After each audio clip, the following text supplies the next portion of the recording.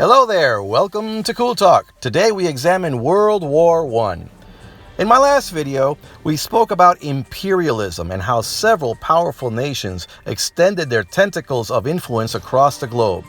Empires got even more powerful, especially the Ottoman Empire. But before we begin speaking about World War I, let's examine the world map and find the little hotspot that will help explain everything that follows. Looking at the world map, if you look up in the north, that purple area, that is Russia. Now, Russia is landlocked with ice throughout most of the year. So Russia was looking to find a waterway, and it found something right around here going towards the Black Sea. There was a waterway called the Dardanelles. That waterway would allow Russia to enter the Mediterranean Sea.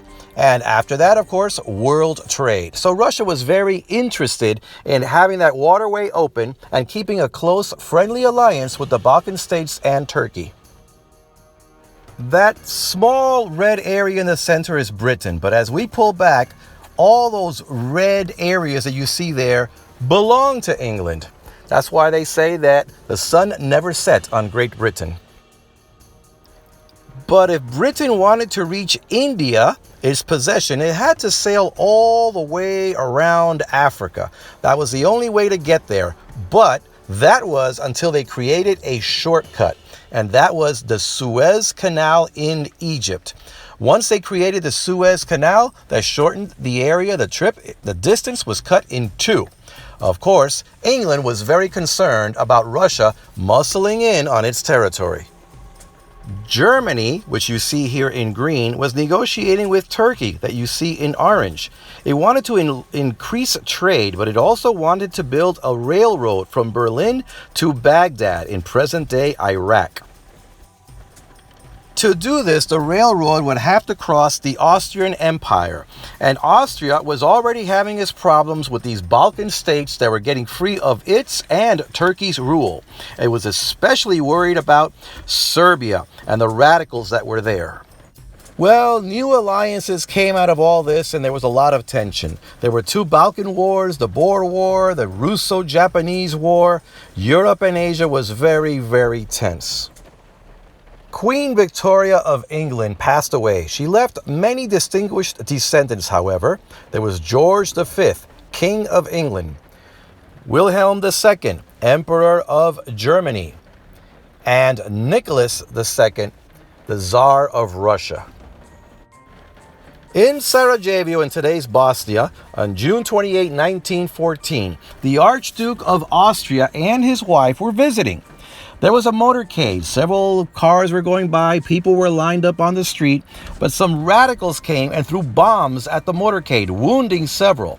Now the Archduke and his wife in their car drove off, but they drove around the block and decided to visit the hospital to see the wounded. So what happened? As soon as they came out of the hospital, one of the radicals, Gavrilo Princip, 19 years old, went over and shot the Austrian Archduke and his wife. Well, Gavrilo was picked up along with the other radicals, and they were all arrested and put in jail. So, justice was done, right? Well, not quite, because Austria believed that it was a Serbian assassination plot. So they blamed all of this on Serbia. And the King of Austria, Franz Joseph, was the Archduke's uncle. Now, he decides that he's going to go ahead and attack Serbia. So along with the foreign minister, Leopold von Berchtold, and with support from the Kaiser Wilhelm II from Germany, they decided to attack Serbia. Now, if you look at the map, you can see that Germany and Austria should be able to take little Serbia without much trouble. However, there's a problem. Serbia had a very good friend up in the northeast, and that friend was Russia. Russia wanted its waterways open. It did not want disturbance, and it decided to declare war against Austria and Germany. So the Tsar of Russia, Nicholas II, mobilizes his troops. They're going to go out of Russia to attack Austria, and the Tsar's cousin, Wilhelm II of Germany. So they get everybody on trains and they start rolling out of Russia. But lo and behold, when they got to the border, it was discovered that the railroad tracks outside of Russia were not the same width as those that were in Russia. So they had to get off the trains and get on horseback or mules and make their way on foot.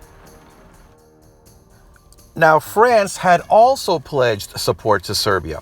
So Germany told Austria, you hold off the Russians for a little while. They're being delayed. We're going to cross over and beat the French.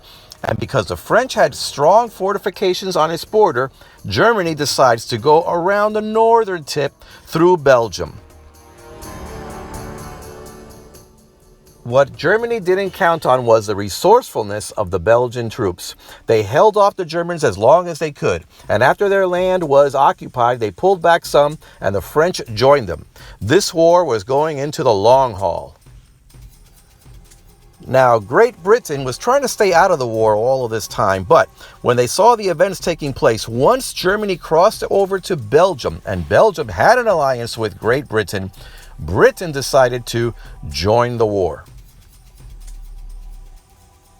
By this point, Germany, Austria, and later on Turkey and Bulgaria that would join them were known as the Central Powers. Britain declared war on them. And if you're wondering about the United States in all of this, they were trying to stay neutral, try to stay out of it. And Woodrow Wilson, President of the United States, was declaring that the United States would not be joining this global war.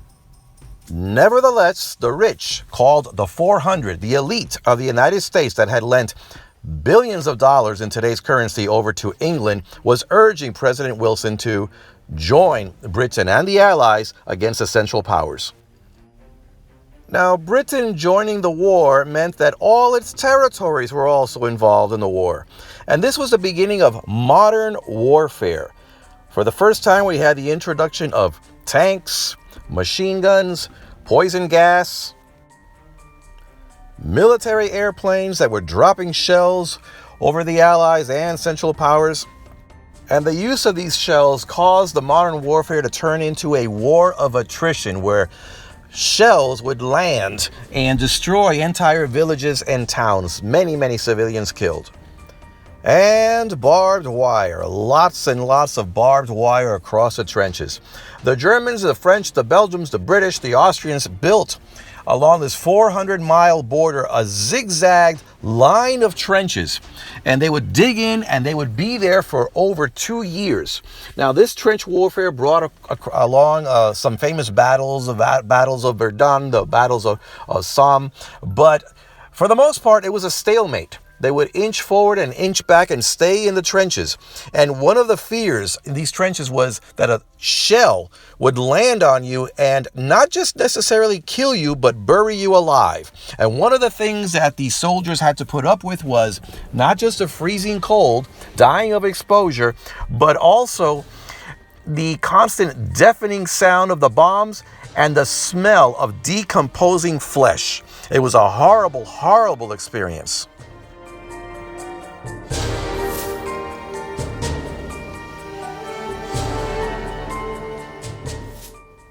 Eventually, 31 nations and 61 million men would go to war. Now, of course, Russia had long already joined the war effort. It had invaded East Prussia, and German General Hindenburg counterattacked. Now, the Allies would arrive at the peninsula of Gallipoli, where the British and Australians were trying to force a fight on the Turks. If you saw the movie Gallipoli, great movie, by the way, it was tragic. However, they only concentrated on the Battle of Nek. The Battle of Gallipoli actually lasted about 10 months. There were several battles, several island invasions, and in the end, there were about 200,000 dead. It was a bitter blow to the Allies. British officer T.E. Lawrence, the famous Lawrence of Arabia, goes to the Ottoman Empire and incites the Arabs to rebel against the Turks. He was hugely successful, and little by little, the Ottoman Empire began to lose territory. And this story was very much immortalized in the film Lawrence of Arabia. So far, the U.S. had stayed out of war, much to the delight of German Americans that were living in the United States. But that would change very suddenly. Merchant ships were sunk by German submarines. Now, notably, the British ocean liner, the Lusitania, was sunk, and there were 100 Americans on board. But the tipping point was the Zimmermann telegram. British intelligence had intercepted a telegram sent by a German foreign secretary named Alfred Zimmermann. And the telegram, if you pause it right over here on this video, you can see how the telegram was telling Mexico to join the war effort and attack the United States, and that later Germany would return Texas, New Mexico, and Arizona back to Mexico. Well, that was the last straw. The U.S. was on its way. 1917. The war had taken its toll on Russia. It had lost about 3 million soldiers and civilians, with about another 3 million wounded. The Russians overthrew the Tsar Nicholas I in a revolution, and a second revolution by the Bolsheviks led by Nikolai Lenin would take over the country. As for the Tsar and his family, well, the Tsar was forced to abdicate the throne. He and his family were put into a small room, and they were all assassinated. Russia decided to abandon the war. It made peace with Germany. Lenin signed the peace treaty and lost vast territories, along with a third of his people. 90% of the coal mines were gone to Germany, and many oil fields. Russia now became the Union of Soviet Socialist Republic, a communist regime that would last about 70 years. But before this, Japan had invaded China. Why? Well, Japan was an ally of Russia. The Germans had a military base in the city of Qingdao in China. The Japanese invaded and took over. There was a German brewery there in the city of Qingdao, and well, later on this would be a Chinese brewery. And you may know about the Chinese beer, Qingdao. That's the story of its origin. Now, India had been dragged into the war by Britain. 74,000 Indians died in the war effort. But the continent of Africa would suffer even worse. Many of the Europeans, including the Germans, had colonies all over the continent, and they attacked each other. Africans joined in the effort, and over 2 million Africans died in World War I. Turkey focused its efforts on Armenia, the tiny little red area that you see here. Armenia was a Christian nation, and Turkey believed that it would support the Allies. So they decided to deport and massacre the Armenians. The number of dead is probably about 1.5 million, around there. And many nations have still not recognized the Armenian genocide, believing that they would offend Turkey. But it happened. Now that Germany did not have to worry about Russia, it concentrated its efforts over in France. General Erich von Ludendorff of Germany, along with General Hindenburg, decided to send every available soldier to the Western Front. But the French general Ferdinand Foch, he coordinated the efforts of the Allies, the British, the Americans, the French, and they counterattacked and smashed the German army. Nation after nation surrendered to the Allies. Austria-Hungary surrendered to the Italians. And then, by then, the German people in November of 1918, they had had enough. Civil war broke out in Germany, and the Kaiser, fearing for his life, fled to Switzerland. The Germans surrendered, a republic was formed, and the war was over. Over 23 million soldiers and civilians had died during the war. Now, the Allies were understandably angry, but they were also greedy. In the Paris peace talks, the Versailles Treaty was signed. There would be a League of Nations formed, a sort of United Nations at the time, but ironically, the United States President Wilson had formed it, but the U.S. Congress did not allow the country to join it. Germany was punished. It lost territory. It would not be allowed an army of over 100,000 troops, no more than 6 warships, no submarines, no military airplanes, and it was fined $5 billion at the time and another $32 billion to be paid in installments with interest. 4 empires collapsed. The Germans, the Austria-Hungary Empire, the Ottomans, and the Russians. They all broke out into smaller nations and new borders were formed.